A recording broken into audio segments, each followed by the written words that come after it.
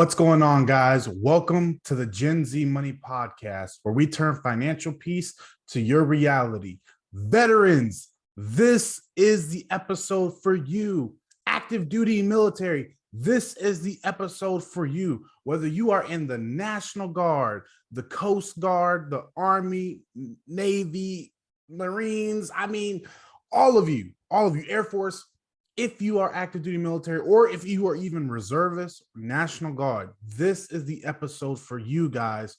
I bring on Mike, who is an amazing active duty service member who literally has started this financial education thing to help all of you guys out. Me and Mike, we collaborated on this episode to bring you guys the episode that you deserve, because unfortunately, financial literacy in the military, as in general, I'm gonna speak for the Army, and he spoke for the Navy, but it's not the best, right? So in this episode, me and Mike, we go over VA home loans, we go over the TSP, we go over the education benefits, everything that you should know, that you should have been taught, that's available to you. We break it down in depth, who can use it, why you should. We go so deep. So listen, guys, this is for you guys. Take notes, hit us up, contact us if there's something that we were unclear about. We do deep dives, we go super duper deep into the stuff, but it's all for you guys. I served 5 years. He's coming up on 20 years. So we have this combined knowledge for active duty and veterans that I really want you guys to take advantage of and really get something out of this episode. But without further ado, guys, there's going to be a lot of information thrown at you, but we go very in depth on how to do everything we're talking about, who you need to talk to. So make sure you guys are taking notes, and I really hope you guys enjoy this episode. But remember, guys, this is for you active duty and veterans. Let's get into the episode. What's going on, Mike? Welcome to the Gen Z Money Podcast, man. How you doing today? I'm doing outstanding. Thanks for having me on. I appreciate you coming on, man. I'm so glad that we got in contact with each other, because I've been wanting to make an episode like this for a while, where it's directly targeting people who are active duty or people who are veterans that they served in some branch of the military in the United States. And I needed a co-host for it, man, and you just happen to fall into my lap. So, but with that being said, you want to tell the audience a little bit about yourself? Like, how long have you been in the military? Yeah, absolutely. So this is actually my 20th year in the Navy. I'm actually getting ready to retire at the end of this year, so I'm super excited about that. It's been a long time coming, but yeah, it's been 20 years of bliss, as I guess you could say. And I just made the best of it. Did multiple deployments, and I was enlisted for 9.5 years before I got a commission as a limited duty officer. And yeah, it's been a great ride, man. Congratulations for making it to retirement, man, because I know I couldn't do it. 20 years is a long time, and thank you for your service, man. No, I appreciate that. Didn't think I was going to make it this far, honestly. Yeah, hey, you still got time to go a little bit further, man, if you want to. No, I'm good. I'm good. We're there. I feel that, man. So, and real quick, man. So, like, when did you begin to really take control of your finances while you're in the military? Sure. Yeah. Great question. So for me, it was more of I had to do this because I was not in a good place, right? Now, when I was younger, I wanted to invest in real estate a long time ago, right? And that was because my uncle, who worked for the state of New York as a corrections officer, was always telling me how he was buying these properties, and when he retires, like all he's going to do is go collect rent checks on the first, between the first and the fifth. And I'm like, okay, cool. Well, he retired from the state, and now he just goes and collects rent checks, between the first and the fifth, and he's just loving it. So I was like, oh man, I want to be there one day. But anyway, that kind of just sat in the back of my head for the longest time. And I'm serving in the Navy, and I bought a house in 2007 when I was on recruiting duty in Charlottesville, Virginia. And I bought this place for $250,000. Now, remember the year I said it was 2007. What happened over the next 2 years, right? Man, I was literally about to Boom. hit on that. I was like Yes. 2007. That was, whew. So this put me in a very bad spot. I couldn't sell the home, so I wound up renting it to a friend for less than what I was paying the mortgage on, just because I needed something because I wasn't stationed there anymore. And my other buddy, who was a recruiter, he was still there, so he rented the house for me. So anyway, fast forward to a couple years later, where he had to move out, so he couldn't stay in the area anymore. He was PCSing, and we had to figure something out. And so we put the house back on the market. It just wasn't budging. We wound up short selling it for $157,000 when I purchased it a couple years earlier for $250,000. So it's yeah, that was like a slap to reality for us. So we took on this huge debt. I wound up losing my VA loan eligibility. Like they basically told me, if you ever want your VA loan eligibility back, like you don't have to pay back that full like 80 something thousand loss, but you have to pay $67,000 if you want to get your VA loan back. And I'm like, well, that kind of sucks. I don't think we're going to buy for a while. So we wound up renting for a bit. I commissioned later on, and we were renting out in Hampton, Virginia, and it was just getting very tough, right? With everything we had our second child at the time, and I wasn't really paying attention to my finances and everything else. Bought a new car, celebrating getting commissioned and everything, and just racking up credit card debt, taking out personal loans to consolidate credit cards, and then racking them back up again. So, that's a dangerous spot to be in. So what wound up happening is I wound up deploying to Iraq, and I did a boots on ground deployment with Naval Special Warfare. It was an amazing deployment. Those guys were awesome. But while I was there, I had the opportunity to work with my detailer to get orders to Hawaii. And my wife and I, we had already come up with a plan while I was on deployment to pay off all of our debt. At the time, we had about $28,000 in credit card debt alone. And then we also had some loans, but that was probably over $14,000 at the time.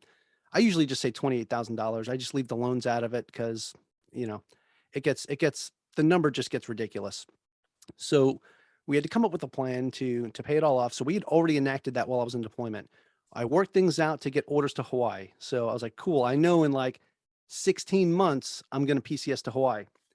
So I get back from deployment. We're doing really good on our debt repayment plan. And, we're like, hey, we get to the point where we pay off all of our debt. And I'm like, okay, let's start saving up so we can buy a house when we get to Hawaii. I was like, we're going to need to use a down payment because I can't use my VA loan, right? So fast forward to when we get to Hawaii.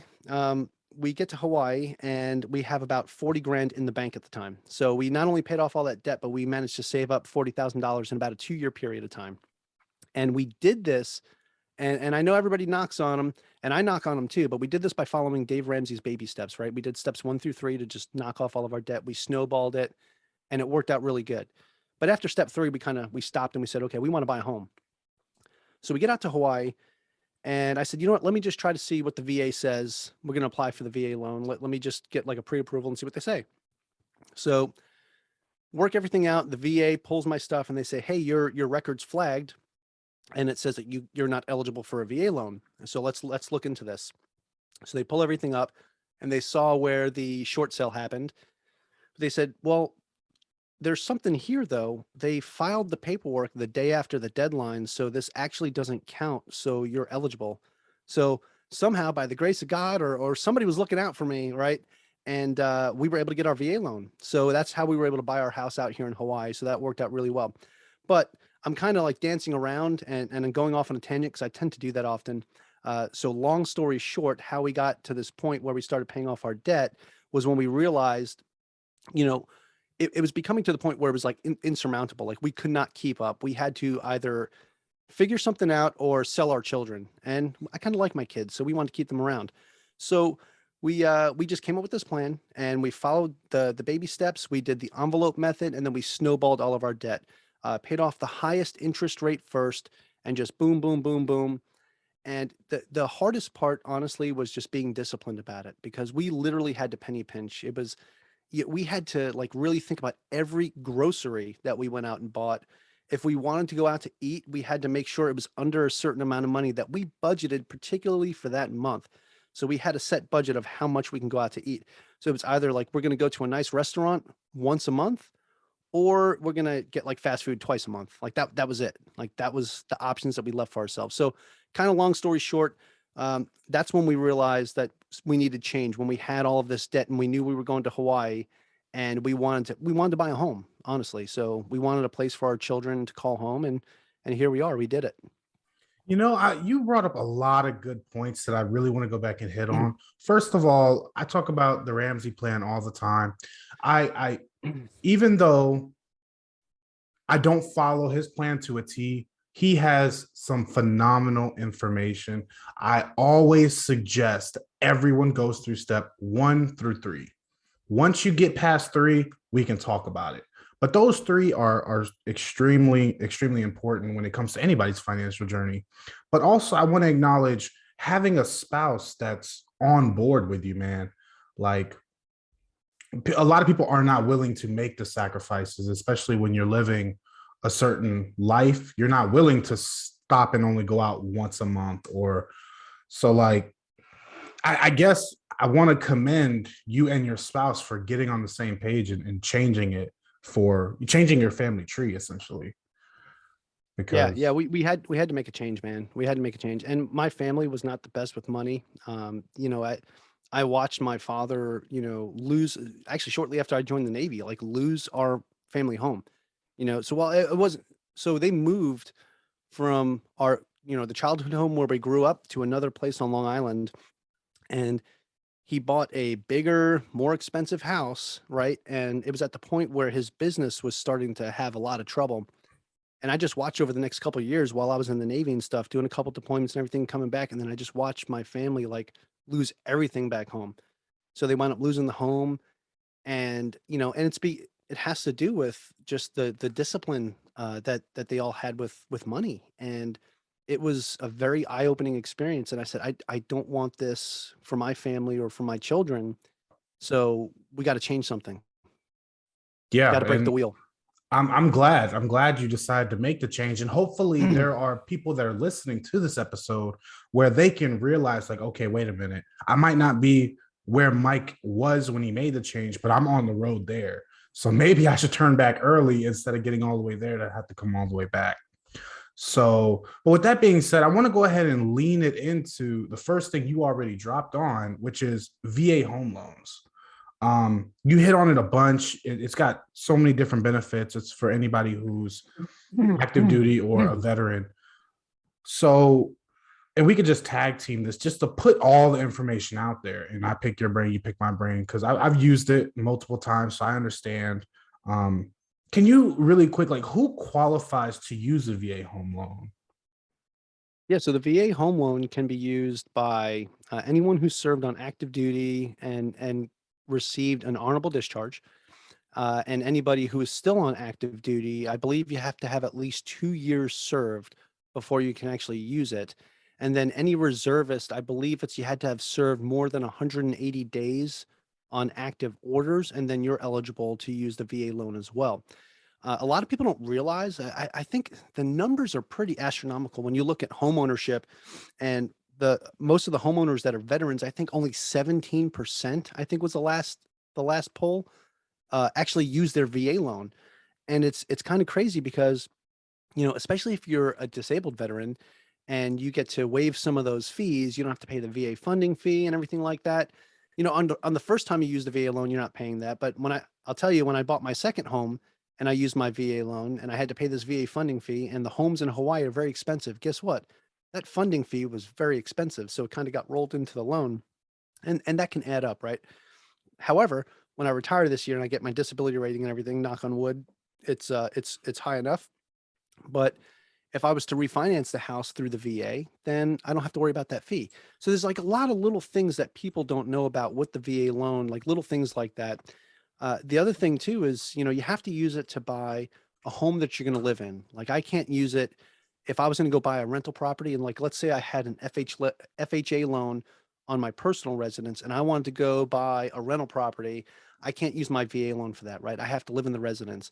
The other thing is, they understand for the military folks that if you go and buy a home and then you get orders and you wind up having to leave, they're not going to ding you on that if you've only lived in the home for like 6 months and then you had to PCS and then you rent it out. So they understand that part of it. That's part of being in the military, right? But if you already know that you're PCSing somewhere, then you go buy a home with the VA loan, they can come after you for that. So you got to be careful, and you just got to make sure you do it the right way. So. Yeah, and just to piggyback off that, man, do not go out there and commit mortgage fraud. It is a felony, okay? Don't go out Absolutely. there and say you're going to live in the property and go rent it out as soon as you close, because they will find out. I'm telling you guys, that's not what we're about. Always look at what the requirements are. Um, so for example, the VA funding fee. It's weird that you say you didn't pay it on your first home, but you had to pay it on your second. I remember when I purchased my first home on active duty, I ended up having to pay it. And I want to say it was 2.5% of the total purchase Oh, price. you know what? I think you're right, 'cause I think the first one is very, very low. It's like 1.5% or something, and then the second one, I think it was like 3%, 3 Yeah. Well, so my first 3.5 or something like one that. was 2.5%. And then it Okay. was everyone after that was 3.3%. Okay, And yeah. So, so maybe, the first one was back in 2007, so it was a while back for me. mhm. Yeah, So. no, trust me. Yeah, I got you, man. But I just want to bring that up because let's just say it's on $100,000 home. That's what, 2,500 bucks. It's not that heavy, and it also gets rolled into the loan, like you said. But now, if we're going up to, you said Hawaii, those are $1 million homes. Yes. So 2.5% of $1 million is a lot more than 2.5% uh, of $100,000. So make sure that that's something that you guys definitely look at. Of course, your loan officer is gonna be able to show you that up front. It's not a secret.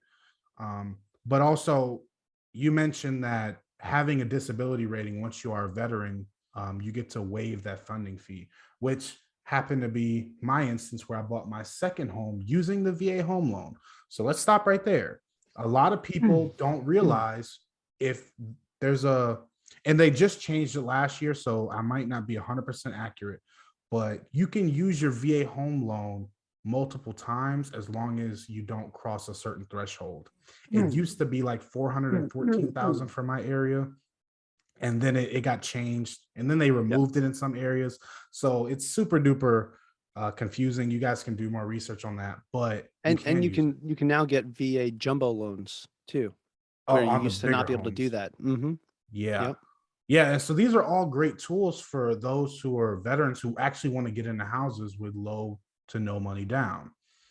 Well, with that being said, last time I looked, as long as you had a disability rating of 10% or higher, then you were eligible to have that funding fee waived. And going back to Dave Ramsey a little bit, a big stickler he has when buying a home is to never use a VA home loan. And the reason is for the funding fee. With that being said, and it makes sense. If you look at the difference between a conventional loan and a VA home loan, um, the funding fee does make a pretty substantial difference.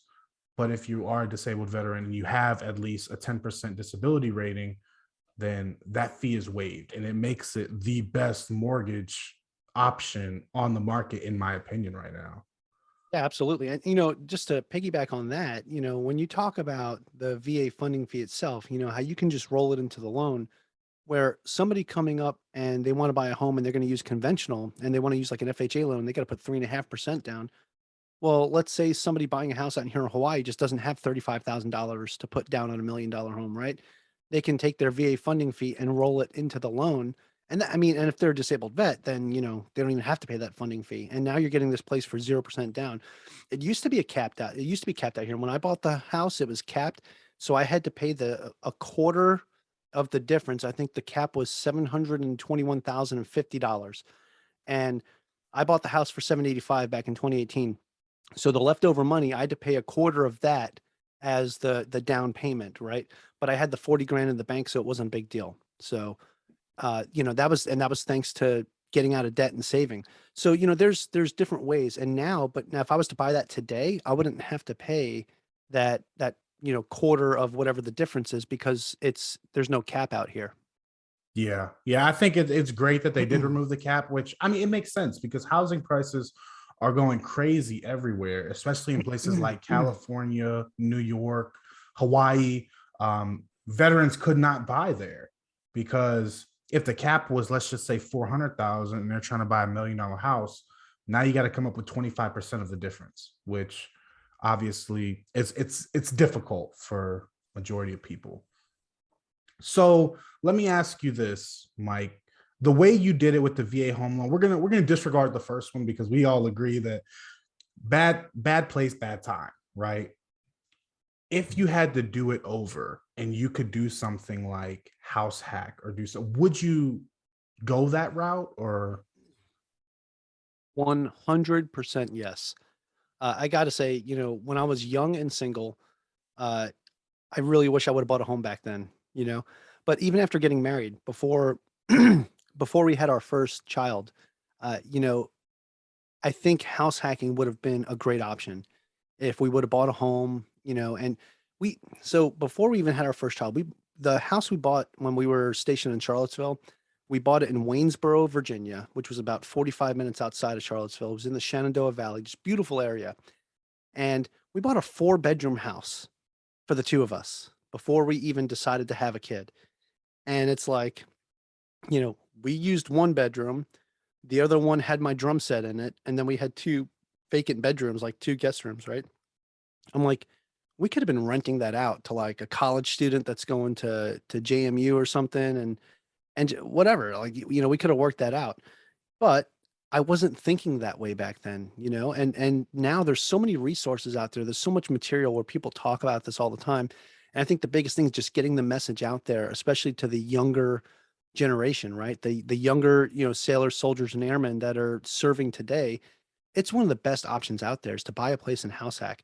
I mean, why wouldn't you want to buy a place, have your friends live in it with you, right? You get to hang out with your buddies, but they're paying your mortgage for you. I mean, you can't beat that. yeah, I mean, and let's just throw a real life example out there. Let's just say this is an example that you could actually do in the place I own both of my rental properties. It's in Hyden'sville, Georgia. It's like an hour south of Savannah. You can get, let's just call it a 4-bed, 2-bath house for, let's call it right now, 150, because that's what I just bought my last property for. You live in 1 bedroom, you rent out the other three, and let's just call it $500 a month in rent, which is reasonable in that area for a bedroom. You're netting $1,500 and your mortgage payment is not over $1,000. Not only are you getting the appreciation, not only are you getting the tax benefits, not only are you getting the income, but you're also getting your mortgage pay down. These are all things that you might not look at like, oh, it's $500 a month extra, like whippity doo dah.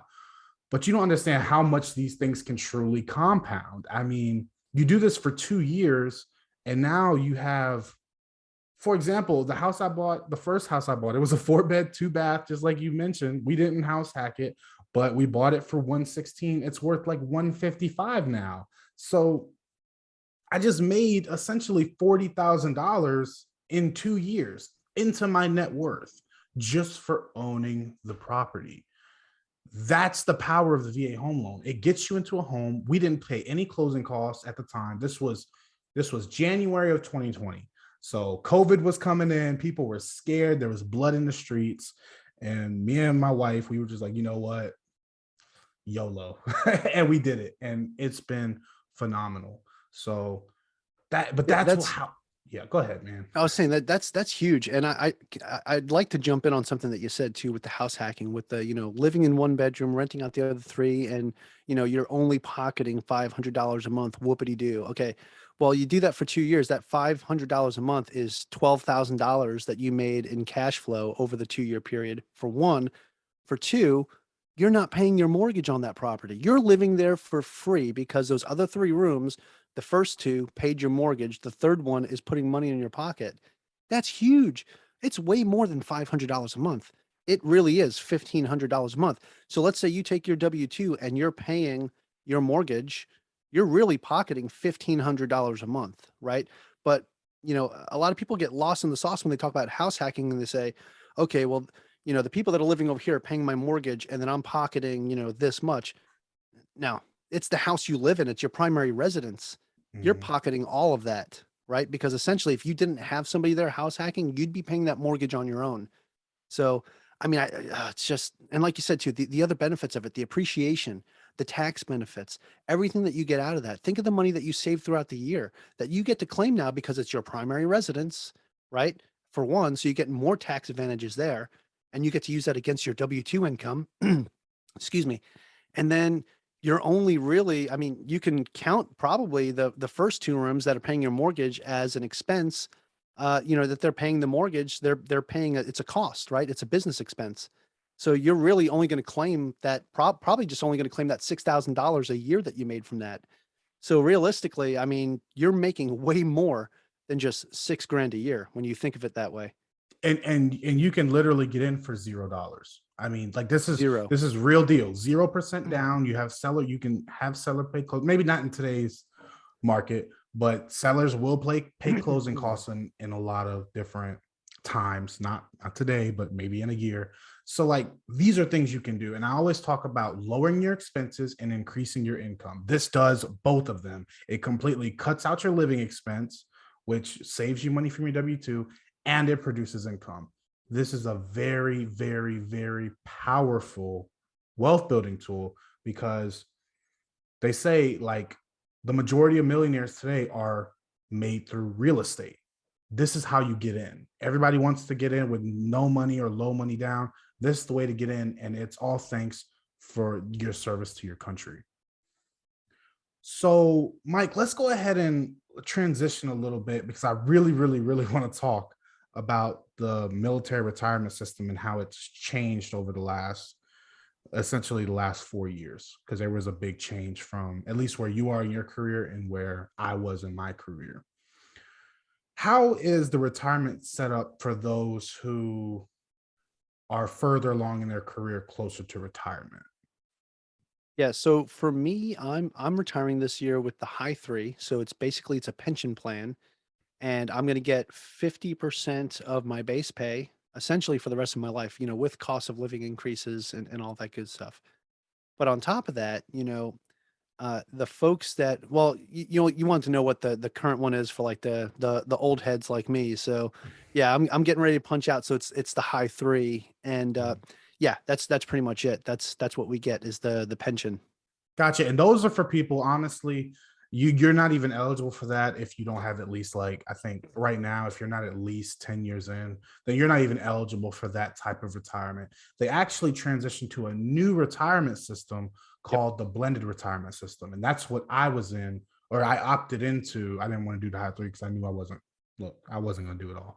But now they have the blended retirement system with something called the Thrift Savings Plan.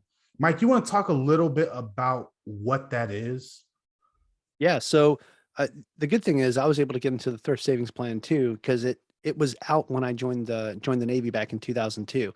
So, but at the time there was no matching, there was no anything, and as a matter of fact, the best piece of financial advice they gave us in basic training when we opted into the thrift savings plan was put it all in G. It's the safest place for to be. Oh my God.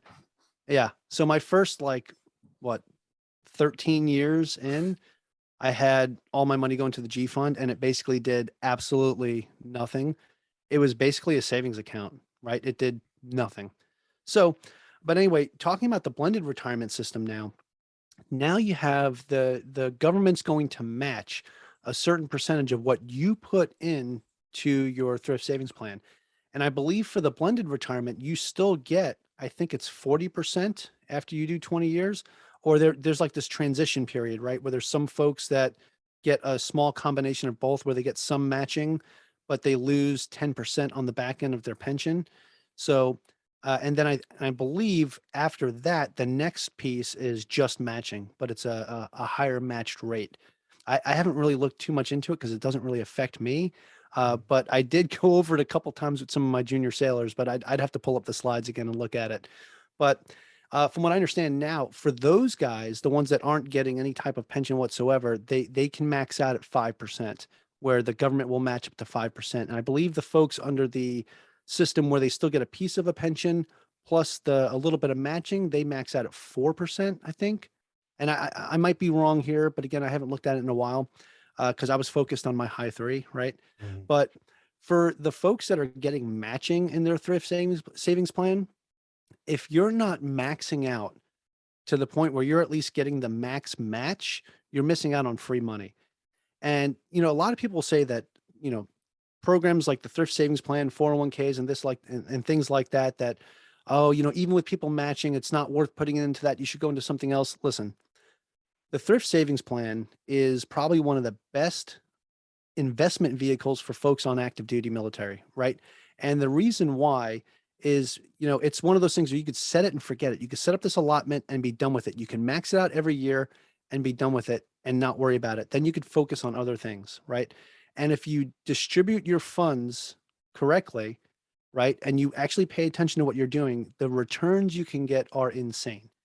So when I realized that putting everything in the G fund was the most stupidest thing I could have been doing, I switched everything over to CNS. I think when I first switched over, I went 60% C, 30% S, and then 10% F, I think is what I did. So these are the different funds. So the C fund is tied to the S&P 500. If I remember correctly, the S fund is tied to the NASDAQ. So that's kind of the way that those tie in together, right? And for me, it was the best way for my money to grow because now it's tied directly to the market itself instead of the G fund, where the G fund was just what the government interest rate was. That's what you were getting back. What's the government interest rate right now? Like 0 Zero, point something right? percent. So It's you're getting crazy. like a 0.5% return. I mean, slightly better than a saving, some of these garbage savings accounts that they have nowadays. Everybody tell you put your money in savings. The more that you put your money in savings, the more money you're losing every year to inflation. But we can get into that later or whatever. But going back to the thrift savings plan, the most important thing is that you actually at least max out what the government will match. This is for the younger folks out there because I'm telling you, you could probably just do 10, 12 years. Like you don't have to do a full 20 and you'll be able to punch out and have a nice hefty chunk in the thrift savings plan that you can work with on many different levels. Like I don't think a lot of people realize like you can borrow money from it. I bought a property because I borrowed money from my thrift savings plan. I took out a loan from my thrift savings plan. And the interest I pay on that loan that I pay back goes back into the thrift savings plan. It's not going to some lender. It's not going anywhere else. I borrowed the money from myself and I'm putting it back. It's probably not the best thing to borrow from it, but I needed it at the time to buy this duplex that I wanted to buy. So I was looking at all my different options and that was one of the options, right? But I've actually liquidated some of my thrift savings plan because of the COVID thing that they did. I think it was at the end of 2020, 2020. Yeah. where you could So, pull it out no penalties. yep. So I was able to pull out a chunk for no penalties and I invested that into a syndication, right? Because I wanted to start getting immediate returns on it. And I invested that into a 102 apartment complex in Roanoke, Virginia. So that was pretty cool. And I didn't get penalized for that, right? So, honestly, I will probably liquidate my thrift savings plan after I retire and just pay the 10% penalty because I already pulled so much of it out that it's not going to hurt me that bad if I have to pay the 10%. And then I'm just going to invest it in something else. So for me, the thrift savings plan, if I would have been on top of it earlier in my career, I probably wouldn't be doing that. I'd probably just leave it alone because it'd be in a much better place. But because I spent my first 13 years in putting it in the G fund, which was the stupidest thing, but nobody told me anything different. Right. And I think that's one of the big things is that, at least for people in leadership positions to just make sure that your soldiers, sailors, and airmen understand what they can do with that, because it is an investment vehicle, right? And we talk about all these different ways to invest. Your thrift savings plan is a big investment. It can be probably one of the most lucrative things you ever do while you're in the military. Besides going out and buying real estate and house hacking and taking advantage of these different benefits that we have. But the thrift savings plan, especially the Roth, where you're paying your taxes up front. Because look, when you retire and you go to withdraw that money, you're going to be in a higher, income bracket. And we don't know what the future is going to look like, right? Who knows? Like by the time you go to retire and you go to pull out your thrift savings plan, the tax rate might be like 50%. So if you went into the Roth, you're not going to pay that 50%. You're going to get all your cash back. But the traditional, when you go withdraw that, you're going to have to pay half of that in taxes, right? And that's just saying if that's what the tax rate is, for your income bracket at the time. So that's just stuff that people need to keep in mind of the different benefits for that. Now, I have used the regular thrift savings plan to lower my income for the tax year as well, to keep myself within a certain bracket. So, since I got commissioned, going from enlisted to officer, I did hit a higher tax bracket just for my base pay alone, right? So I took a class. I went to this financial literacy class that they had on one of these retreats that we went on. And one of the guys was showing us like, hey, you can actually invest your money in the thrift savings plan, in the traditional thrift savings plan, and it will lower your income for the year because it comes out of that. And I said, wow, I didn't know you can do that. And just by doing that, I got myself, I think at the time the tax bracket was 12%, but I just moved up to the 22%. Now I think it's 25. But I was like, I need to drop my income about 5,000 so I could be back in that 12%.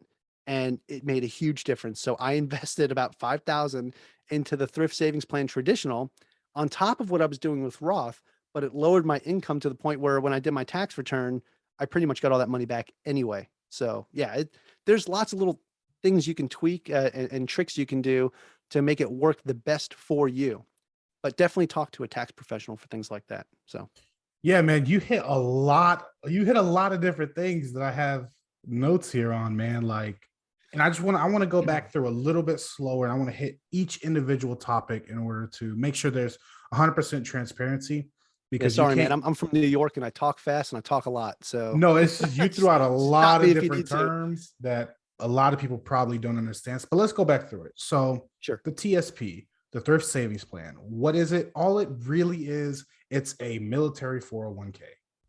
That's it. Yep. If you've heard of a 401k, if your parents have one, if your friends have one, that is literally it. The military does not have a 401k. They have a thrift savings plan. They are identical. They follow identical IRS tax codes.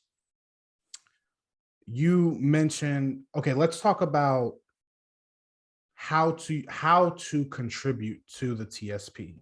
I want to preface this by saying when you contribute to your TSP, you are not investing. I'm going to say that again. When you contribute to your TSP, you are not investing. With that being said, how do you contribute? How do you put the money into the account? You do it through MyPay. MyPay has its own little section where it's titled TSP. It'll ask you how much of your base salary you'd like to put in. That's where Mike talked about that 5%. 5% is the Goldilocks zone. Here's how it's set up, at least for people who were in my experience level in the military, which was recent, like 2016 and up. I think it was enacted in 2018 is when I switched or whatever. The army or the military, they put in 1% automatically, no matter what. You do not need to contribute. So if this is the first time you heard of a TSP, you already have money going in. If you're a younger enlisted, I'd say within the last 3 to 4 years, you already have 1% of your base salary going in. And I think it starts after like 60 days of active duty, 6 months or whatever. Now, the first 3% that you put in, they match dollar for dollar. So that means there's a total of 3% from you and 4% from them. 3% of your paycheck and then 1% automatically. That gets you up to 4% match. The last 2%, they match 50 cents to every dollar. So if you put in $1, they put in 50 cents. If you put in 2%, they put in 1%. Therefore, the total at the end, you have 5% going in, they have 5% going in. That's where everybody needs to be. Bare minimum, it comes automatically out of your paycheck. You'll never even realize it's gone and it's done. Now, when you go on there and you're like, hey, I'm going to put in 5% like James and Mike said, boom, I'm going to do it. You're going to see these little boxes. And I'm going to tell a little story. I was in my NCO's office. I was still an E4 at the time. And I was about to contribute to my TSP. I'm like, I'm gonna do it. I didn't even know what it was. I didn't even know what it was. They were just like, you got to do it, James. And I was like, okay, I'll do it. I'll do the 5% because I was like, why not? Not gonna miss it. I asked him, I'm like, what does Roth mean? And everybody in the room, there was like 10 of us in the room. Everybody looked at each other. We were like,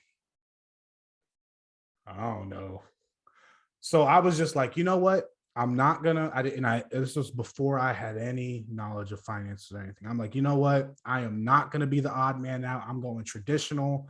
It sounds safe. It sounds good, and that's what I did. To go back a little bit, the match is always traditional, no matter what you put in. So if you put in traditional contributions, their match will be traditional. If you put in Roth contributions, their match will be traditional, meaning you have to pay taxes on it at some point, but you don't have to pay taxes today. So here's why you should do a Roth. If you're in the military, you understand that a big portion of your income is non-taxable income. Your basic allowance for housing is not taxed. Your basic allowance for food is not taxed. The only tax you have is for bonuses and for your base pay. That's why, like, you can get a W-2 and let's say you made $50,000 a year, your W-2 will say like 19,000. You're like, what? It's because most of your income is not taxed. Therefore, you are in the lowest tax bracket you will be in if you're listening to this podcast, because if you're listening to it, you're going to become a millionaire if you just stay the course. So right now you are in the lowest tax bracket, which if you're below 24,000 and you're married, you pay no taxes, no income, no federal income taxes. I don't know about state taxes. I'm not a CPA, consult your CPA. That's why you need to be putting Roth. So now you're paying zero taxes today. And when you take it out, there will be zero taxes. Anything you want to add, Mike, until I keep rolling? Yeah, no, that's great points too, especially when you're talking about, some of the stuff that I didn't bring up, how how you contribute it to your TSP through MyPay, right? And yeah, I called it like an investment vehicle because it's an investment vehicle, but you're right, like it's not considered an investment, right? So you basically set this up as an allotment. It's you can kind of set it and forget it once you get yourself to a comfortable spot where it's barely putting a dent in your pay that you're actually contributing to this, and then you're getting that match. Now, one thing I didn't know, so I'm glad you talked about it, was that no matter what you do, what the government matches goes traditional. So that's good to know, for the folks that are listening, because I know for me, I would think that if I was putting stuff in and it was getting matched, that it would go into the same account that I was putting it into. So I didn't know that. So that's definitely a key point. But the beautiful thing though about the Roth, so what you're putting into that Roth, like you had mentioned, you're not going to pay taxes on it when you take it out. Now, when you go take out that traditional piece that the government matched, you're going to pay taxes on that. But yeah, it's all about, getting yourself in that lower income bracket, right? And, one of the beautiful things about being in the military is you can have a job where your civilian counterparts would be making, I guess, almost close to the same amount, either way, you'd be making very close to a similar amount, depending on the job field that you're in. But almost half of your pay isn't taxed, right? So the basic allowance for housing is probably the biggest one, which is huge. Also, like out here in Hawaii, we get cost of living allowance, so we get COLA. So all of that stuff is not taxed. So my, I would probably say 30, 38%, almost 40% of my pay isn't taxed, which is absolutely awesome. And it's just one of the advantages that you have when you get these allowances. So for the folks that are listening, the active duty folks, that when you go look at your LES and you see anything that says pay on the end, you're going to get taxed on that. Anything that says allowance in it, you're not going to get taxed on. That's one of the easiest ways to remember is pay versus allowance. So yeah, man, this is good stuff. And I really hope that any of the active duty folks that are listening to this really get something that they can take away and go sit down and figure this out. So I know in the Navy, we have these command financial specialists. I don't know what the Army has. I'm pretty sure you have something very similar, but go sit down with one of them and go over a financial plan and figure out what's best for you. But you might even find that the information you're getting here is probably more than what you're going to hear from them. So it's, Yeah. you got to go out there and seek the knowledge. So I'm not.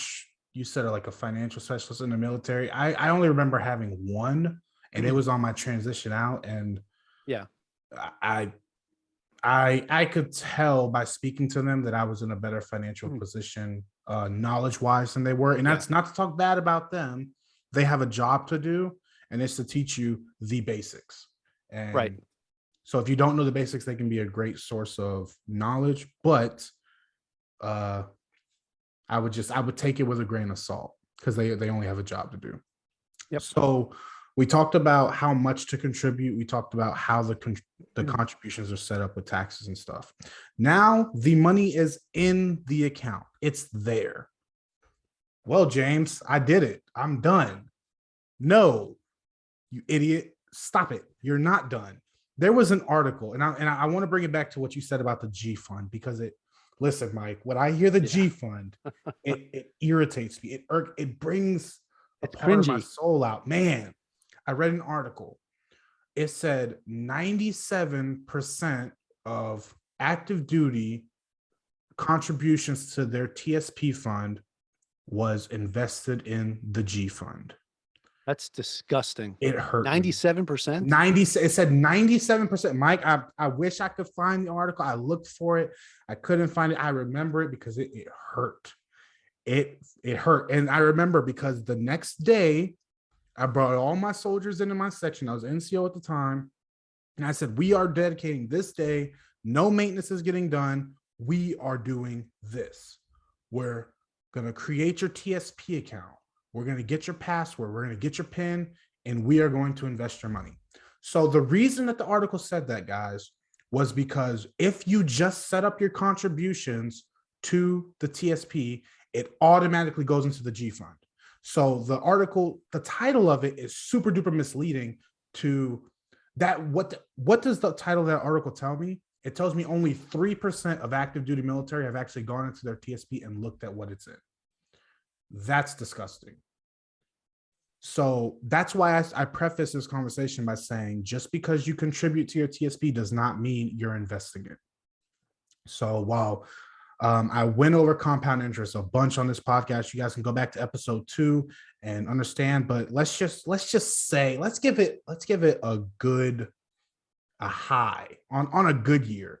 The G fund is going to give you 2%. The C fund he mentioned, the S fund or the I fund, they're going to give you the 8%, the 10%, the 12% averages. Plug that into a calculator for, let's just say you did 5 years. You put in there for 5 years. Plug it in, see what the difference is. Do 10 years, plug it in, see what the difference is. It is absolutely terrible. And the article was super duper misleading.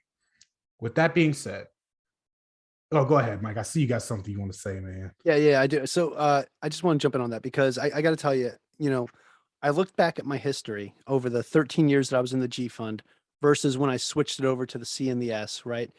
And I joined this group, right? And I don't want to go putting too much stuff out there, but I joined this group that talks TSP, right?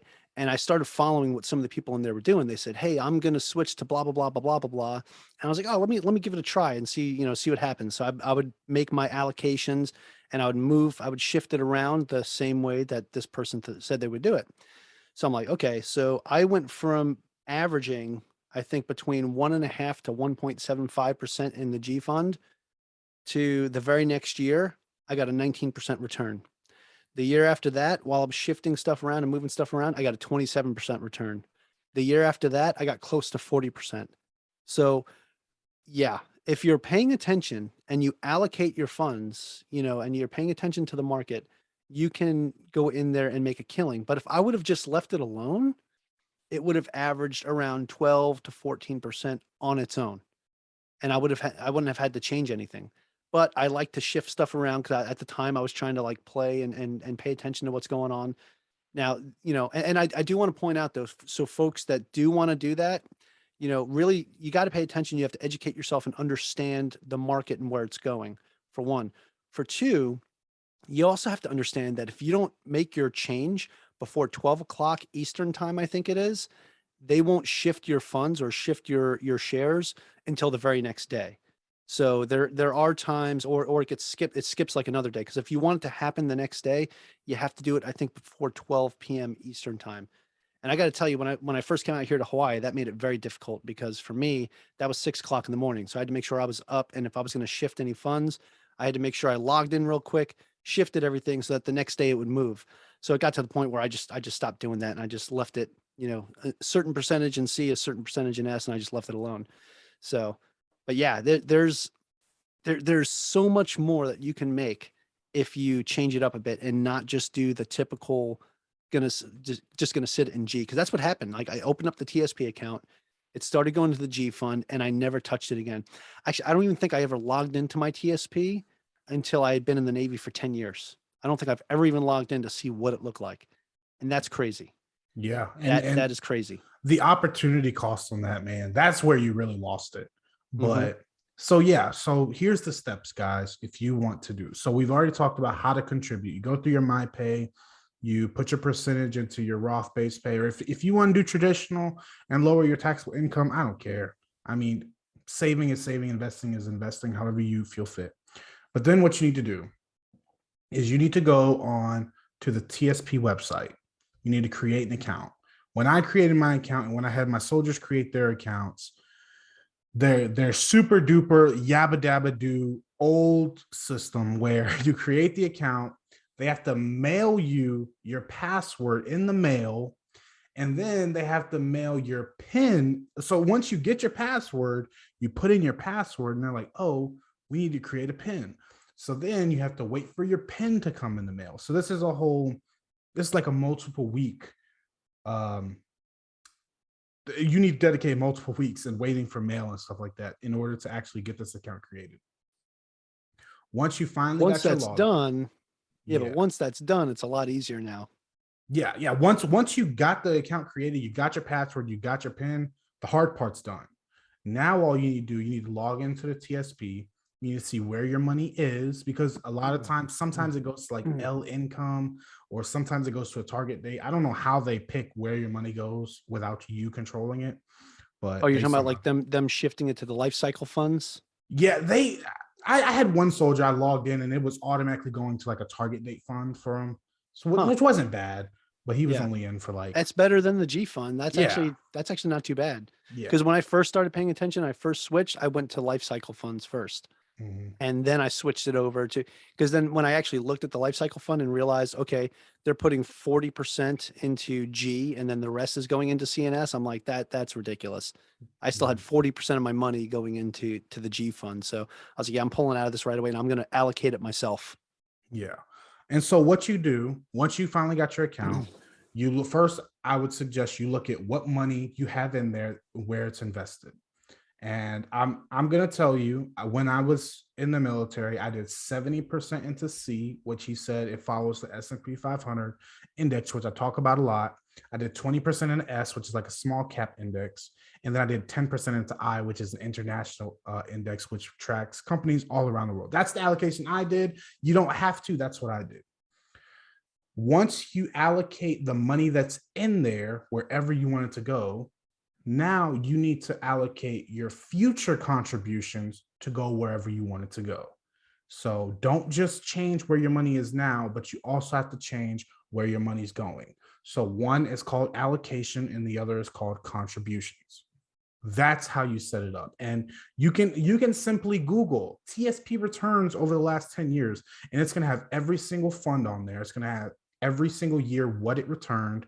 And just look at the G fund. Just look at the G fund. You're going to see 0.7%, 2%, and it's disgusting. That's how you get your TSP and all your ducks in a row when it comes to that. Absolutely. So I highly suggest everybody do it. If you're a leader in the military, you need to be doing this for your soldiers because they don't care. They don't know. I remember they made us do a mandatory blended retirement class online. I skipped over it. I did like a little cheat code, got the cert, turned it in. I never thought about it again. So this is extremely, extremely important that leaders, you need to look out for your soldiers, and soldiers. Maybe you might need to check your leader like, hey, Sarge, what's your TSP allocation looking like? Just start the conversation. But Yeah, it's man, your G fund for 10 years, Mike. I tell you what, man, that 13, 13, 13. that's Yes, even worse. that's oh, your money could have Yeah. easily doubled twice if you just Oh, I left it I alone. know. I know. Ah, I'm sorry. I'm rubbing salt in the wound. I'm sorry. Yeah, it's just put the shaker over it. It's okay. I apologize for that. But okay, I'm gonna get off my soapbox with the TSP. The next benefit that I really want to hit on is our education benefits. Mm, What a lot of I think everybody who joins the military, they know about the GI Bill. It's kind of like the staple. Like I got in the military and I go to college for free. I am not super duper duper adverse on the GI Bill and all of its limitations, but I know the mm. basics. I can talk on the basics. What, but I want to push the GI Bill to the side because I want to start with active duty and I want to talk about tuition assistance. Mike, do you want to talk a little bit about tuition assistance? Yeah. Yeah, absolutely. So, tuition assistance, I've used it a lot throughout my time in the Navy.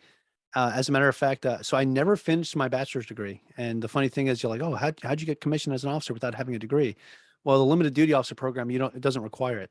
However, I have more than enough credits to have a bachelor's degree to the point where I can't use TA anymore because I have too many credits because I changed my major 5 different times. But I have, I think right now, 177 credits, and I took a ridiculous amount of classes, and I did well. Like I had a 3.92 GPA, so I did well in school. I just changed my major a bunch of times, and I said, "Ah, you know what? I don't need to finish the degree. It is whatever it is." I think I literally have 3 classes left in 3 different majors to get a degree in either one of those majors. But that's okay. So I stopped using the tuition assistance because as I got closer to retirement for officers, if we use TA, we have to pay back time. So if I was to use tuition assistance right now, I would have to give the Navy 2 years back. So I stopped using it at my 18-year mark. I said, just in case I retire at 20, I'm gonna hold off on this now. Now, I've used my GI Bill in the past because I've capped out my tuition assistance. When I was on recruiting duty, I was capping out my tuition assistance because I was going to school like full time. I was taking, 2 classes a semester online. So after work, I was just hitting classes, right? And I would run out of TA. So I used a couple months of my GI Bill benefit. And at the time, so I got the GI, I got the college, what was it called? The College Advance Fund or whatever when I first joined the Navy. But basically, it's like a GI Bill top up. This is before the 9/11 GI Bill, and I'm sure we're going to get to that. But anyway, so I was using that. So I was getting my GI Bill plus a kicker. So I was getting more than enough than what I needed to pay for my class and then some. So me being the dumbass that I was, went out and bought car parts for my charger, and I was using that extra cash to do stuff for my charger. And then guess what? I had to pay taxes on all that money that I got because it wasn't used for school. So awesome. Anyway, so the going back to tuition assistance, one of the things that's just so beneficial about it is it's free money. It's free money towards school that you don't have to touch your GI Bill for. I was just impatient, okay? But if you pay attention and you use it correctly and you plan it out throughout the fiscal year, because it is a fiscal year benefit, right? And you can plan out your classes every year in October, it resets and you can start back over again, right? But it's changed a lot over the years, and the military's actually scaled back a bit. You can't get as much as you used to. I know when I first started using TA, you can use up to $4,000 a year. And I think now it's a little bit less than that. You can only, I think, take 3 or 4 classes a year before you're capped out. And you can request a waiver to get more hours, but it's kind of hard to get it. But basically, once you've been in active duty for at least a year, you qualify to start using tuition assistance. So, or for the Navy, it's you have to be at your first command for at least a year, and even that's waiverable. So you could show up and say, "Hey, I want to take classes right away," and if you're motivated and you're out there crushing it, and your leadership says, "Hey, we think that they can handle taking classes and doing their job," then they can approve it right there on the spot as well. So, but the big thing is you have to learn about it. You have to go take the tuition assistance class before you can even use the benefit, and you have to get the certificate for it. And it's going to go over the benefits a lot better than the way that I'm talking about it. But it'll talk about, everything that you can do with it and what the caps are. From what I can remember, the cap for a bachelor's level and below was $250 per credit hour. I'm not sure if that's still what it is, but basically, most schools that accept tuition assistance from the military are going to lower their prices down to whatever the cap is for us anyway. So usually, I think it was $750, which is like the 3 semester hour cap. At least that's what it was when I was going. And then, of course, if you're taking master's level classes or PhD level classes, it's only going to pay 80% towards a master's level class and 60% towards a PhD level class. So, for the folks that already have their degree and want to continue on with their education, that's just something to keep in mind, that you can still get a piece of tuition assistance to help you pay for that higher level education as well. Not 100%, but it can take a significant cost off of that. I'm super duper glad you brought up the fact that when you're active duty and you're going to colleges, they know that if they charge you X amount for a class over, you're not going to pay it. That's why they want active duty. That's why they do. You're not going to say you're not going to pay the same amount per credit as a normal civilian student would. A lot of the times they do lower it to that $250 per credit hour mark because they want the students to come in. I do want to hit on something you didn't mention. If you fail using Oh tuition yeah. assistance, you will pay that money back. I had a soldier who did not believe me. She effed off in one of the classes. She passed her first class perfectly fine. She went to take another, completely bombed it. She didn't do any of her work, any of her homework, and she had to pay it back. And until you pay it back, you can't use it anymore. So Yep. it would behoove you to take this stuff serious. It really rewards people who want to be successful, and it weeds out those who just want to waste the benefit that they give us. Yeah. And it's a shame too if you waste that benefit, because I got to tell you, every class that I took, even the more difficult classes, I mean, it is, you have to try to really fail in some of these schools and some of these classes. I mean, basically you just have to like not do your work. You could sit here and fail most of your tests, but if you're doing all of your work and turning everything in on time, you're likely to at least get a C in that class, unless you're completely failing, like getting zeros on the test. But C's get degrees. That's something I told everybody that was, using tuition assistance, and they, felt like they were killing themselves struggling to get that A, because I was one of those people myself. I was like, if I didn't get an A, it wasn't worth it. Right. And somebody started beating into my head like, hey, C's get degrees, like relax, you don't need to kill yourself over this. um and maybe I don't know, it didn't stick because I still focused on keeping my GPA as high as possible. But you know I realized that it wasn't that hard to do it. Right, it wasn't that hard as long as I put in a little bit of effort.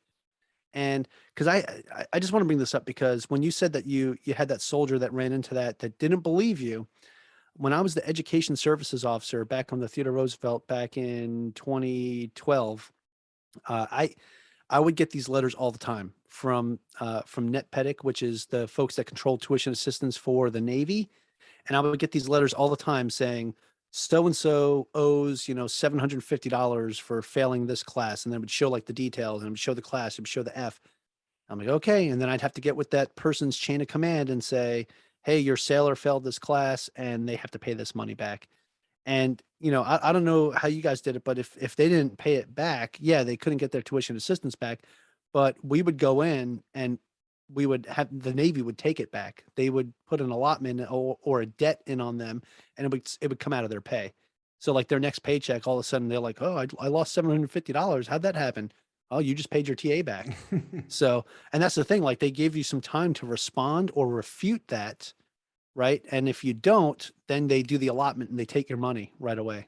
So, Yeah, we didn't. I don't think we, at least for my instance, we didn't go that far, which I think they probably should have, but they definitely were not able to register for classes until the whole 750, or if they failed multiple, unless all of it was paid back, they would not allow it. And also, the way I kind of enticed my soldiers to at least look at it and take classes, you can get tuition assistance in conjunction with federal student aid, FAFSA. So essentially, your tuition assistance would pay for the class, but you were expected to still buy things like your materials, your books, any supplies you needed for class. So then I would tell them, okay, apply for FAFSA. They have things such as the Pell Grant that it's a grant that they give us a certain amount, and it's a grant, so it's not a loan. You don't have to pay it back. It's essentially money to go to school, and that would pay for your all your school supplies. But that being said, school supply, it never even equaled. So you would have money left over in your pocket. And what I would tell them to do was, okay, let's just play it safe. And I told this soldier to do it. She didn't listen, whatever. When you get your FAFSA, put it in a savings account, forget about it. Once you pay for all of your supplies and stuff, leave the rest over and leave it in your savings account. Once you pass the class, then you can spend it. Because what you could do is use that FAFSA money if you fail the class to now pay off your tuition assistance. That way you can try again and you can continue to use it. And I did have soldiers that did that and it worked out for them. Some didn't, and they ended up just stopped going to college or whatever. But Oh, that's always an option. And that's how I phrased it to them. I'm like, listen, you can get paid to go to college. Like no one else can do that. Other people have to take out loans and pay this stuff back. This is money that as long as you pass, it goes into your pocket. And it'd be anywhere from $700 to $1,200 per class. So I remember one semester I took 3 classes, almost killed myself, but I really wanted to finish my associate's degree. And I ended up getting like a $3,600 check. And it was a great feeling.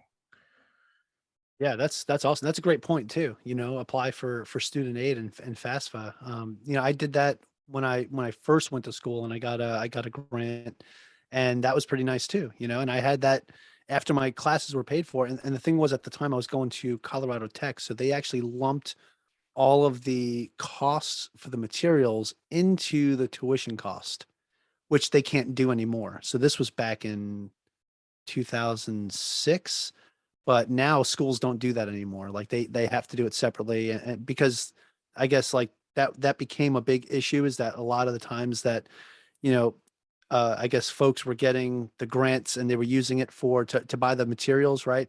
But a lot of the schools were just lumping it all into the tuition assistance, and then you were able to pocket the cash. So yeah, so they did change that. And I believe it was like in 2010 when they changed that to where the schools can't put the cost of the materials in the tuition cost anymore. Yeah. So But again, like your material cost, your supply cost is never gonna, it's not going to yeah. equal what that Pell Grant gives you, because part of that grant is to help you pay for school as well.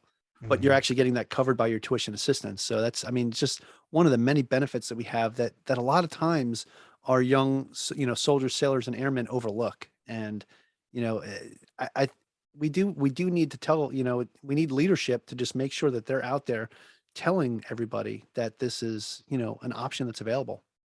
100% agree, man. That's why I say it starts with the leaders, because the soldiers, no offense, but a lot of the soldiers are younger, or airmen are younger. They don't Mm. care. They don't understand the amount of benefits. It's just another, they think throwing out these mandatory classes is actually gonna make a change. But honestly, if they don't care about the classes, they're not going to absorb the knowledge. That's why they need people who actually can speak into their life to actually Come say on, something. man. You even said it yourself. You even said it yourself when you had to do your certificate to get your blended retirement certificate, and you just click through. Come Yeah, on, man. like all those mandatory classes that they wind up giving us. You know what everybody does? They're Mhm. just clicking through to get the certificate to say, okay, I'm done. I did it. Can I go back and do my job now? So, and Exactly. it's not, we do need to take a round turn on that just in general. Like there needs to be more hands-on actual training going on, instead of like just sit somebody down in front of a computer and click through and take an assessment at the end and be done with it. I mean, yeah. Yeah. Yeah, I think Anyway, I I'll get agree, off man. that soapbox. But hopefully, hey, maybe you might stay in a couple more years and be that light. I've been doing it since I've been in leadership positions. So Yeah. I did my time. Sorry. Time to pass the torch. Yeah, I feel Time to that, pass the man. torch. So, Mike, what are after we talked about a whole lot of stuff so far? What are some of the financial tips that you think every single person in the service can take advantage of and do in general? Sure. So, I mean, this is stuff I talk about, with anybody. And, the first thing's going to be, put money into a thrift savings plan if you're in the military, right? So that's the first thing you want to do is make sure you have your contributions going. After that, your focus needs to be if you have debt, you want that debt paid off. And when I say debt, I mean like bad debt, like consumer debt, like credit cards, high interest debt, like credit cards, loans, sometimes car loans, because there are a lot of predatory, auto places out there, especially that target young sailors, soldiers, and airmen. You see them outside of the bases all the time. Hey, we'll get you approved. And then what you don't realize is you have a 37% interest rate and those guys are getting slammed. So try to avoid that as much as you can. Stick with something that's going to be a lower interest rate, like one of the federal credit unions that you could be a part of. Like for the Navy, we use Navy Federal. Actually, every branch of service can use Navy Federal, and they're fantastic. Now, you want to focus on getting the debt paid off. After you have the debt paid off, the way I have my stuff set up is I like to use sinking funds. Okay. And for those of you that don't know what sinking funds are, it's basically, I have a whole bunch of different checkings and savings accounts that I use where my money moves to every time I get paid. So being in the military, we get paid on the 1st and the 15th, right? It's like clockwork. Okay. We know when we're getting paid. So I set up these automatic payments to move my money once it hits my checking account into these other accounts. And in these other accounts, the way I have it set up is one is to I have pets, right? So I have a pet and vet account. I have a car maintenance account that we use to get gas in the car, to do any oil changes, maintenance, anything we have to do to the car, any repairs, it comes out of that account. We have a holiday and birthday fund account.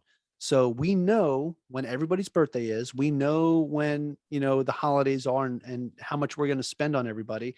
So we have a certain amount that goes in every month to go into that, right?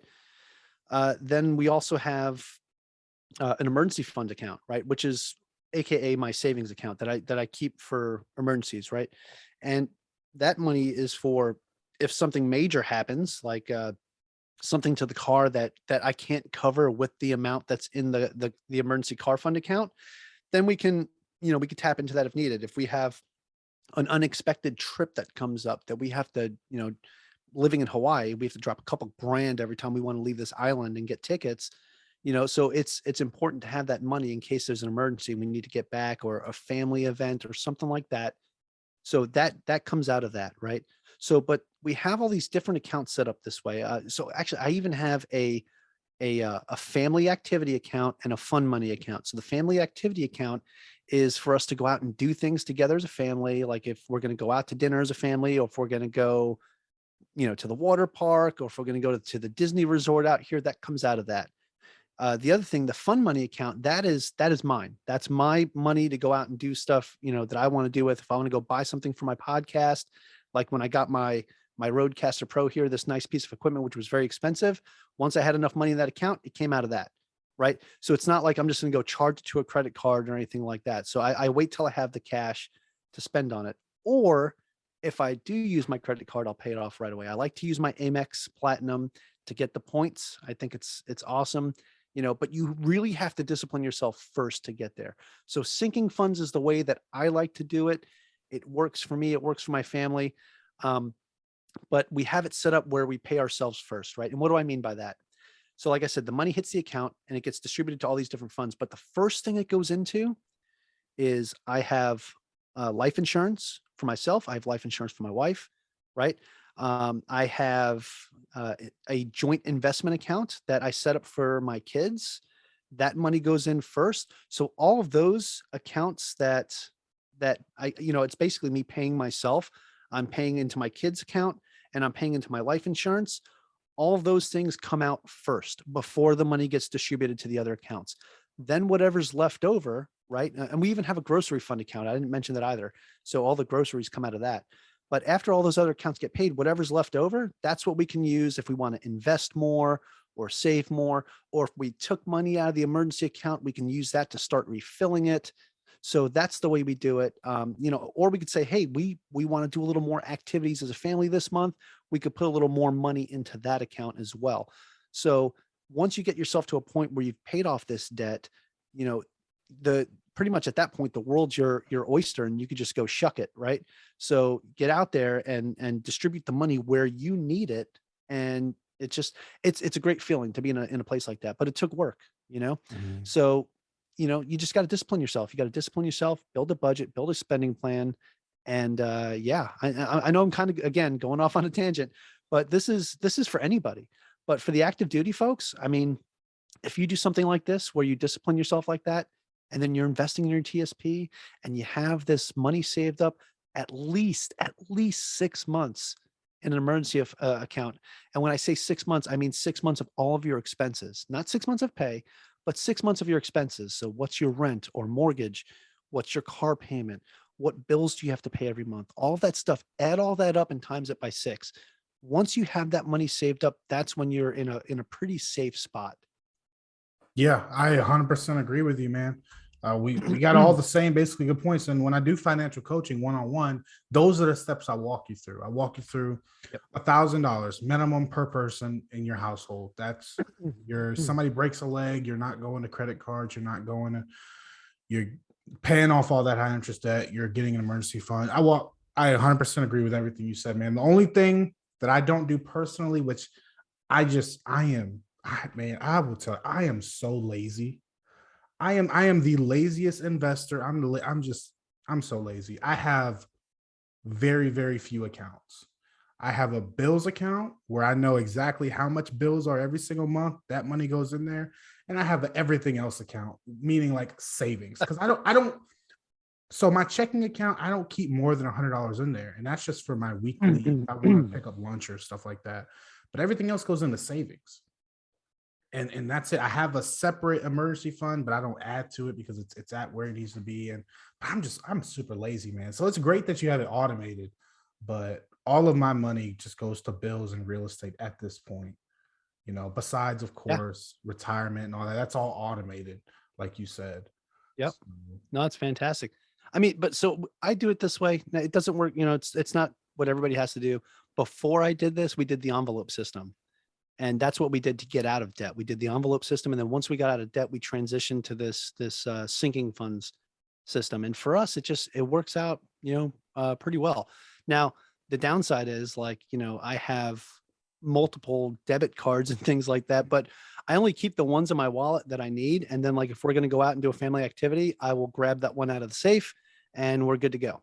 And that's the card that we'll use for that particular activity. So, or, worst case scenario, because everything's digital now and everything's online, I could say, okay, we're going out, whatever I spent out of the checking account, I will transfer that back out of the family activity account back into the checking account because that's where it should have come out of. So yeah, and that works. Yeah, what you're describing, that's what my wife kind of likes doing, is having like I want a checking account specifically for my oil changes and my gas. And I want a checking account for my LASIK eye surgery. And I'm just like, I mean, if that's what you want to do, but it's too Hey, complicated can for I me. can I can I tell you something? What's The sinking funds thing was my wife's idea. that? So uh I think you and I are very like-minded, man. But it's funny because it works. So here's the thing, like, so before we had to push, this interview a little bit to the right because I had to run out this morning to go get some stuff from the grocery store that she needed, right? And it was like an emergent thing. So I had to run out and I don't carry the grocery fund account debit card on me, right? So I just use my Apple Watch, paid for it, and then transferred the money back over because Mhm. I don't want to carry all this stuff. I try not to carry too many cards on me anyway. My wallet is very small. It's like one of these little, here, I'll even show you for those on the video. This is my wallet.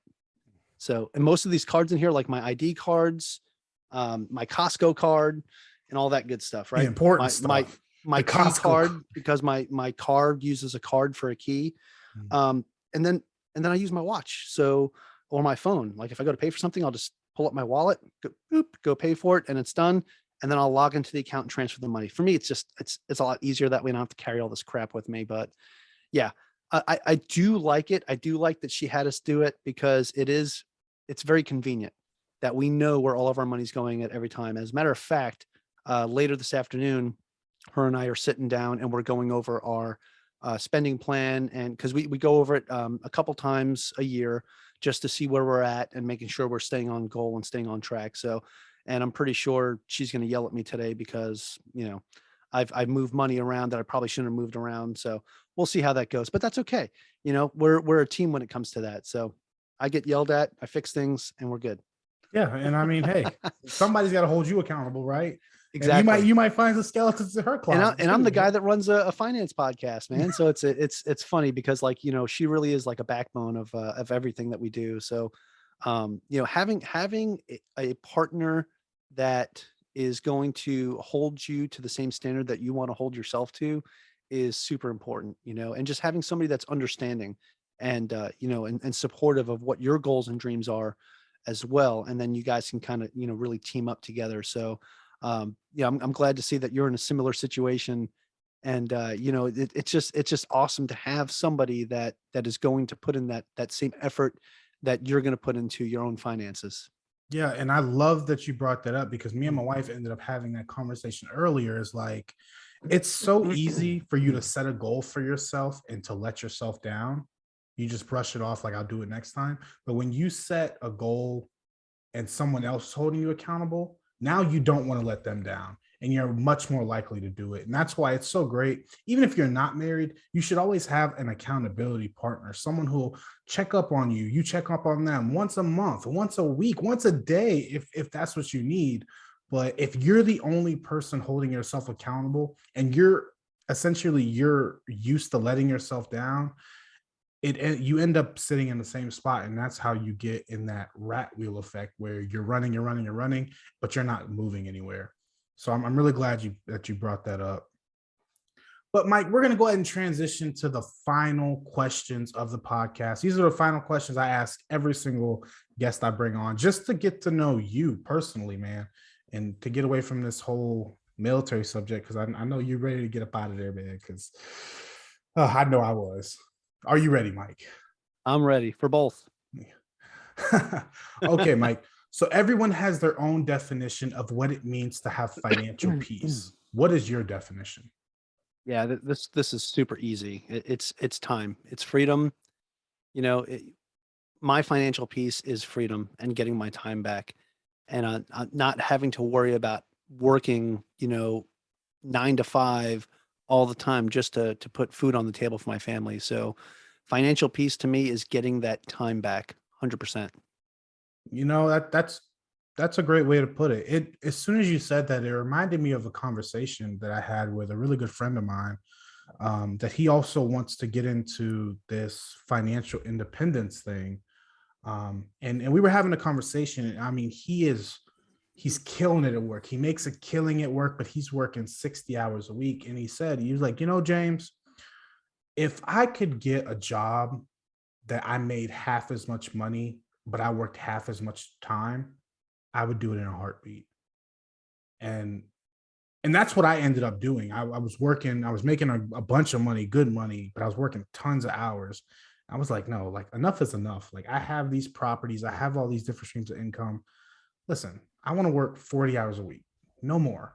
I want to work, and I'm okay with making half as much as I make. I'm okay with that. So I love that you brought up that time thing because it's something we don't get back, and I'm trying to help them, man. Trying to. Yeah, I want to work 0 hours a week, and I say that because I want whatever I'm doing that's earning money for me to be something I enjoy doing. And if it's something I enjoy, I can't really consider it work. You know what I'm saying? But honestly, like I want to be at a point where it's like honest, like I'm putting in like 10 hours a week and that's it. I want the rest of that time to be with family because I took a lot away from them throughout my career in the Navy. And also like even right now, as I'm getting closer to the end, like I'm really hustling and grinding. As a matter of fact, after this podcast is over, I have an open house that I'm going to with one of my buyers. So because I'm also a realtor, right? So my weekends get, sequestered by my own podcast and also by what I do as a realtor and a finance coach as well. So, I was meeting with a client Friday night before I even came home after work. So I came home later on a Friday than I wanted to. So it's little things like that. But, I was impacting somebody, helping them change their life. So to me, I enjoy that. I don't really consider that work, and that's fine. But, I look at it now, it's like, once I retire from the Navy and all that, the 9 to 5 piece is gone, and I'm just focused on doing the things I enjoy, which is coaching, podcasting, and doing real estate, then man, I don't even know if I can consider that work. As a matter of fact, my family might get sick of me being home so much. So I'm really looking forward to it. I'm really looking forward to them kicking me out. Mm. So I feel that, man. Especially with having a lot more time at home now. Yeah, me and my wife, we give it an elbow every once in a while. there you go. Okay, Mike. So if there are listeners out there that want to start building wealth and have no clue where to get started, what would you tell them? I would say get educated. I would say go listen to podcasts like yours, like mine, and, really educate yourself on what it means to beat debt, start building your wealth, start, gaining your freedom back, because that's the ultimate goal for everybody, to get this freedom. And you're going to get that freedom. They say money can't buy happiness, but I'm telling you what it can buy. It can buy you time. You can get some time, and it gives you that freedom. So it kind of goes back to that first answer. But, really educating yourself. So really, I consider myself a content sponge, right? I don't really listen to music that much at all anymore. I do sometimes, like if I'm doing a hard workout, but for the most part in the gym, like I'll have a podcast on, or when I'm commuting to work, I have a podcast on or an audiobook, you know, something that's going to add value to my life. When I'm on YouTube, sure, I might every now and then watch some stupid video, or I watch some stuff on anime because I really like anime. I'm a big nerd. But at the same time, most of the stuff I watch on YouTube, if you look at my history and you look at the suggested videos, it's all finance related. It's all stuff to help me better myself and better my situation, because I'm constantly trying to learn more, constantly trying to push myself to that next level. So that's going to be the biggest thing. Get yourself educated. Surround yourself with people that are like-minded, people that have the same goal as you to reach that financial independent state. If you want to invest in real estate, go out to a real estate meetup. Go meet some of those folks. Go see what they're doing. Surround yourself with people that are doing more than you, because they say that you're the average of the 5 people that you're closest to, right? So make the 5 people you're closest to people that are absolutely killing it, right? And it's only going to push you to push yourself a little bit harder. So networking is another big thing. So educate yourself, network. And then third, I would say take action, right? Just because you've educated yourself, just because you've started networking and you're talking to people about it and you're saying, I want to do this, well, then do it. Take action. Go out there and buy that first property. Go out there and start investing in the stock market if that's what you want to do. Start buying those index funds, right? Whatever it is that you're trying to do to better your situation, take action and just do it. So those are probably the 3 things I would say. Man, I love that. I always say 100 times per episode, your network is your net worth. And even if, let's say, you don't have 5 people around you that are where you want to be, if you're listening to 5 different podcasts of people who are talking about where you want to go, that is your network. You might not be arm in arm with them, but that's what you're consuming. That's what you're taking in instead of negativity, man. So I'm really glad that you brought that up. I love to tell people, like, if you don't have, because when you start getting control of your finances, there's an effect that happens that you end up becoming ostracized from people, and you're that weirdo because you're not going out to the clubs and popping bottles. You're not driving around the fanciest car. You're driving around your 2002 Civic when you can afford, a Lambo. And so even if you can't surround yourself physically with people who are doing what you want to do, and they are where you want to be, you can do it mentally, which is reading books from them and maybe finding those meetups and things like that. So that's super good, man. If there's one thing that you could advise everyone to avoid doing to build wealth, what would it be? You know, it's funny that this is the next question after what you just said, right? Because what you just said kind of will tie into this, right? When you're talking about the people that will look at you because you're driving around the hoopty or whatever because you're trying to save a little money and invest it and do better for yourself, right?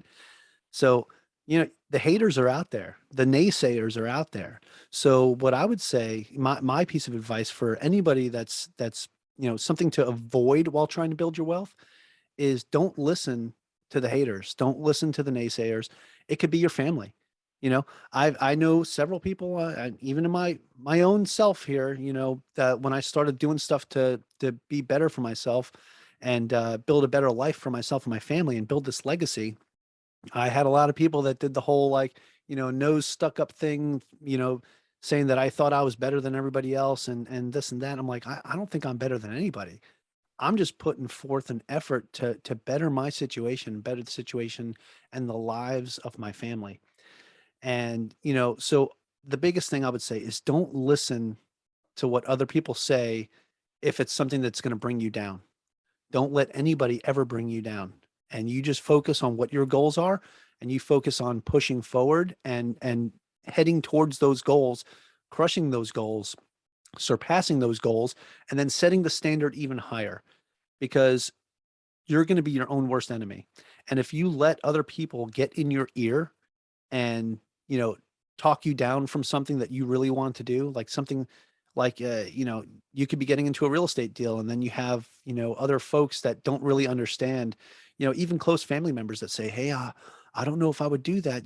That's a big risk. That's a lot of money that you're taking out with this loan. But if you crunch the numbers, you did your due diligence, you educated yourself, and you see that it works, then you go forth and you do what you need to do. But don't let other people tell you or try to hold you back and tell you not to do or chase your dreams.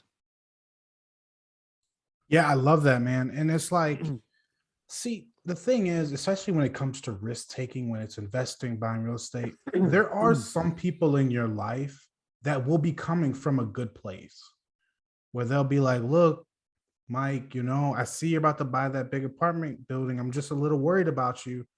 And those people are not always bad guys. They Right. really want to see you be your best. And what you're doing, it scares them.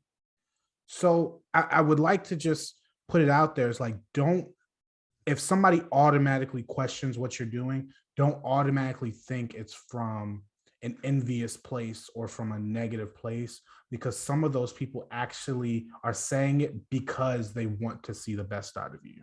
Right. Oh, because they don't understand, Exactly. right? Because they don't have that same mindset as you.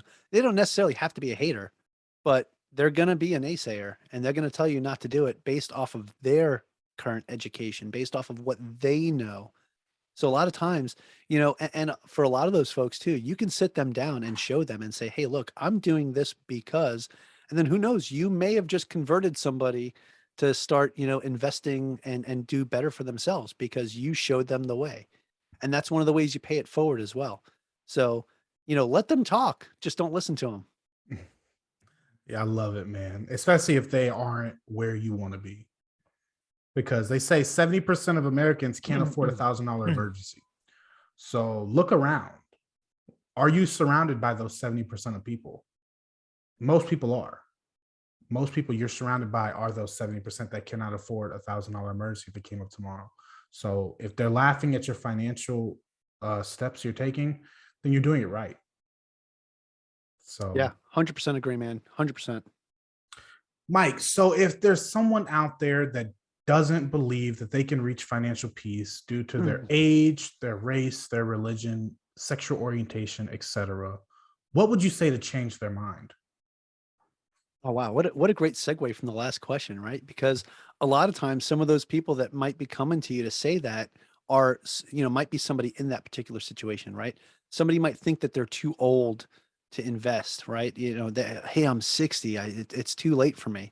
Well, no, not really, because I'll give you another situation, right? So even with my own personal family here, my in-laws, right? They sell their home in New York, they're retiring, they move down to Florida, and they were at a point where they were able to go out and buy a piece of real estate and live down there and live off of their annuities and everything else that they have. But at the same time, they can still, at that point, if they wanted to, take some of that extra money and invest it into some more real estate to create more of a cash flow that will help benefit them on a month to month basis. But, going past all that. So age, doesn't really matter.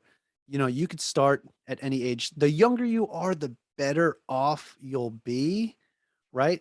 But if you're at a point right now where you're in your 40s, 50s, and 60s and you feel like you're too old, look, if you don't start at some point, you're just going to work for the rest of your life. So even if it's to the point where you're in your 60s and you want to do something where you can stop working by 70, you really can get there. Honestly, you can get to a really good spot in 5 years if you dedicate yourself to whatever it is that you're going to do, right? So educate yourself no matter what it is. The other part too, you'll see a lot of people in marginalized communities that have a lot of trouble, to be able to just get started in any type of situation because of the way that they grew up and the community that they grew up in, right? And a lot of times that does affect certain races in general, right? So, and I'm talking in particular, like when you look at some of the like the Black community and everything like that, there's a lack of, I guess, education of financial literacy that is going out to people in those communities because I don't know what it is, but some people just don't want to talk about it. Right. And I've had people come on my show to address that in general. And I've gone on other shows to address that in general as well. And I'm not one to really speak on that particular community, right, for, financial literacy or what it is that they can do. But I'm telling you, anybody can get out of their situation no matter what it is. It's just, for some people, it might take a little more effort because there are other things going against you, depending on where you're coming from. Right. So there's still, even today, you'll see like some people can go in for a loan and go to a bank and everything, and somebody's name can make it more difficult for them to get a loan. And this was more prevalent in the 80s and 90s, but you still see some of that today, right? So I just want to point that out, that it is difficult. It can be more difficult for some people. It really can be. However, you can overcome that. You can beat that. You can beat the odds, right? And it's just going to take a little more effort. It's going to take a little more work because there are outside entities that will hold you back, right?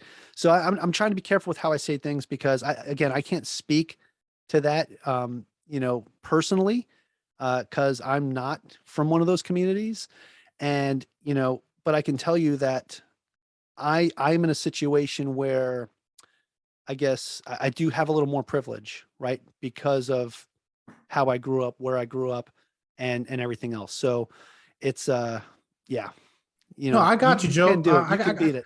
I got you, Mike. What I'll do, I'll translate it for you. People Yeah, who came from my community, there's no obstacle in your way that is stopping you from being successful. There's absolutely right. nothing. There's nothing you can bring to me. I don't care what you grew up with. I don't care how much money you didn't have. I don't care what education level you have. There is absolutely no obstacle in your way, regardless of how Black you are, how young you are, what your sexual orientation is. There is absolutely Right. nothing that can stop you from getting there.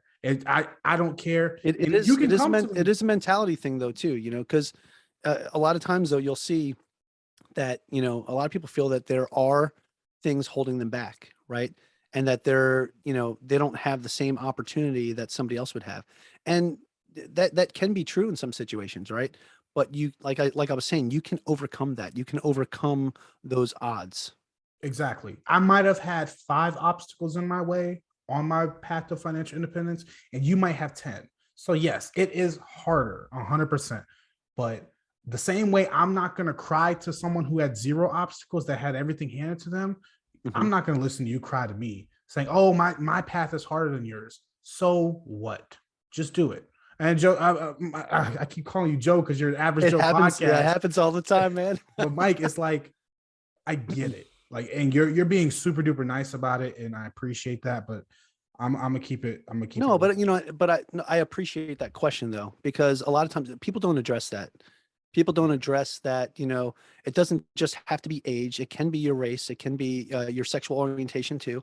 A lot of times people get discriminated against, whether it's the color of their skin or it's their sexual orientation. That happens. And that can, excuse me, that can be a challenge in itself, right? You can go to a meetup and feel a little more uncomfortable because everyone there at that meetup is a straight white male, right? And you're the only black person there, or you're the only person that's gay there, right? And it could be something that might be a little more intimidating for somebody in that situation. Where for me, showing up to one of those meetups, being a straight white male, right? It's like, well, I could just go commingle and I don't feel any type of discomfort, right? But I wouldn't feel any discomfort commingling with anybody, you know? But again, different people come from different places and different walks of life. But no matter what walk of life you come from, no matter what the obstacle is, like you were saying, you can overcome it and you can get past it, no matter what it is. Some may have more than others, some may have less. Either way, we all have our own path and our own journey and our own obstacles on that path that we have to overcome. So, I love how you put that, man. I always say the hardest part of reaching financial independence is believing you can do it. Once your mind shifts and you decide like this is obtainable, it's done. All yeah, of the things that follow are so much easier than just changing that one mindset. So that's the key word, mindset. I love it. You have to have that mindset shift, 100%. yeah. But Mike, we're gonna wrap up the show right there. Go ahead and tell us, where can people find out more about you? Sure. I mean, you could find me on my website, averagejoefinances.com. To make it easier, all my social media links are averagejoefinances.com/links. And, feel free to hit me up on any of my social media. I'm even on TikTok. I don't do any of those dances or anything, but you can come out there and get some pieces of information. Check out my podcast as well. And this has just been an absolute blast. I had a really great time talking with you, especially talking about issues affecting the military, both active duty and veterans. I don't get a chance too much to talk about this. And so when I have an opportunity to talk about that, if it's something that's going to help some of our young servicemen and servicewomen, then I'm all about that, man. So I really appreciate you letting me come on to chat about that. Man, yeah, I couldn't have said it better myself, man. I really appreciate you coming on and talking with me and doing this duet with me, because I really think that our active duty and veterans, they not only do they deserve this knowledge in this, but I think not enough people are putting it out there. So I really appreciate you coming on. And of course, guys, I'm going to link to his website, his podcast, and all of his different social media handles down in the show notes below. He also talked a bunch about Dave Ramsey, so I'll be linking him down below as well, so you guys can find all of that information. But Mike, it's been a blast, man. I'm going to get up out of here. I hope you have a great rest of your day, man, and enjoy Hawaii. Yeah, you too, man, and aloha. Later, man. I really, really, really hope you guys enjoyed everything that me and Mike came on and talked about, all of the different benefits that you get for either actively serving in the military or serving previously and you're now a veteran and not in the service anymore. Like I said, guys, VA home loan, it is the most powerful mortgage option on the market right now. And guess what? It's only available to you, active duty military and veterans who were honorably discharged. TSP, taking advantage of it while you guys are in, getting that 5% match. We talk about it. Your education benefits, using up your tuition assistance. So many people don't even understand it's literally free money, and they will pay you to go to school. It's crazy. Like, everyone should be taking advantage of it. I got paid to get my associate's degree. I didn't go any further because I don't know what I want to do. Like, I don't know what further education I would really need from college. But when I do figure that out, I'm going to take advantage of my GI Bill because I still have it as a veteran.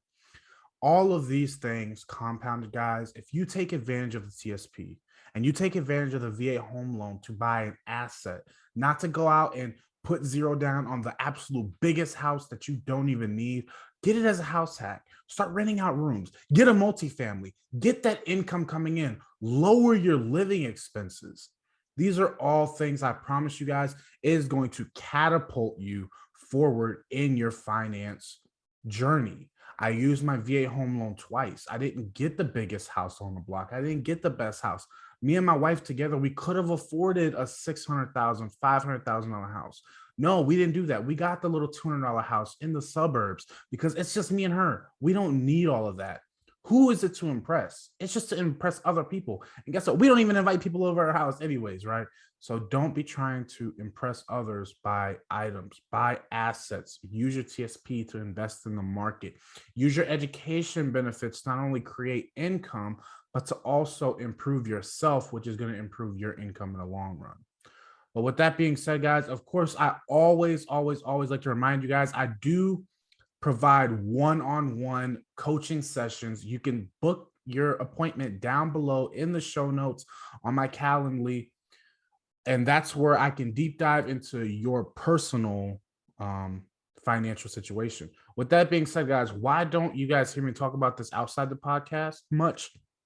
It's because I really want people to take advantage of the absolutely free resources such as this podcast before you end up paying someone, whether it's me or anyone else, for their opinion. Because a lot of the things that I would give you in a one-on-one, I also talk about on the podcast. So I like people to absorb all of the free information, all of the free content I put out there. And if there's just, you are just that one different person that nothing I ever talk about ever applies to you, then we can sit down, we can have a conversation, and we can get you on a plan. But that's why I never talk about it outside of the podcast. But I'm going to wrap it up there, guys. I really hope you guys enjoyed this episode, and I hope you guys take advantage, especially you veterans and you active duty service members. I hope you guys really take advantage of all the things we spoke about. But without further ado, guys, I'm James Bowman, and always remember, you're only as secure as your ability to perform. So spend your life accumulating assets that can perform for you. Later, guys.